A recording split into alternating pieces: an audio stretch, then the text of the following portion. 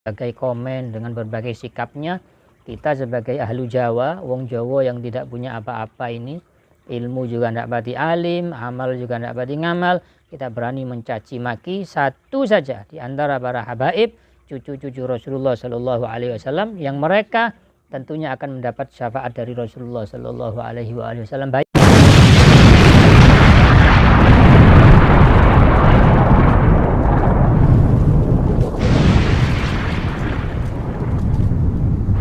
Al-Imamul Hasan Al-Basri mengatakan, masakin qatalatul Husaini radhiyallahu ta'ala anhu. Kasihan orang-orang yang membunuh Sayyidina Husain ibnu Ali rahimahullah. Kenapa kok kasihan? Lau dakhalul jannata bifadlillahi ta'ala, seandainya mereka ini masuk surga atas berkat fadl dari Allah subhanahu wa ta'ala, kaifa yatajarra ahaduhum an yamurra bin nabi sallallahu alaihi wa alihi wasallam wa qad qatala waladahu.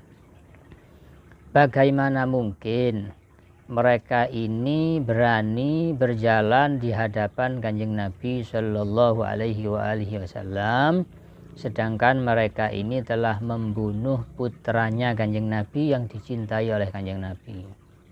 Sayyidina Husain ini dianggap anak oleh Kanjeng Nabi, meskipun sebenarnya adalah cucu.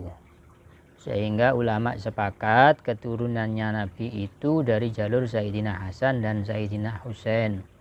Sayyidina Hasan dan Husain meskipun ibna Fatimah, tapi dianggap seperti ibna Rasulullah langsung sallallahu alaihi wa alihi wasallam, sehingga Sayyidina Hasan Husain punya keturunan sampai sekarang yang kita kenal di Indonesia ini dengan istilah habaib. Habaib ini keturunan Sayyidina Hasan dan Sayyidina Husain adalah cucu-cucu Rasulullah sallallahu alaihi wa alihi wasallam. Loh, seandainya mereka ini masuk surga, pasti tidak mau.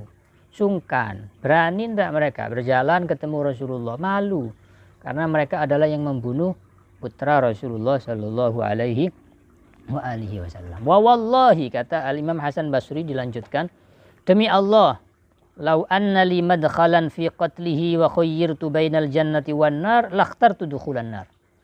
Seandainya aku punya kesempatan menjadi pembunuhnya Sayyidina Husain, kemudian aku diberi pilihan untuk masuk surga apa masuk neraka, lakhtartu dukhulan nar, aku akan memilih masuk neraka. Kenapa? Khaufan an yanzura ilayyan nabiyyu sallallahu alaihi wa alihi wasallam fil jannah nazrata ghadabin tu'zini wa tu'zi. Karena aku khawatir besok di surga itu aku akan dipandang oleh Rasulullah sallallahu alaihi wasallam dengan pandangan marah, yang amarahnya Nabi, pandangan amarahnya Nabi itu membuat aku sakit dan membuat beliau sakit. Bagaimana mungkin? Ini cucunya Nabi, ini putranya Nabi. Kalau sekarang habaib, keturunan Rasulullah Shallallahu Alaihi Wasallam yang kita caci, awas, hati-hati. Banyak sekarang habib-habib dengan berbagai kedudukan, dengan berbagai tingkah laku, dengan berbagai komen, dengan berbagai sikapnya.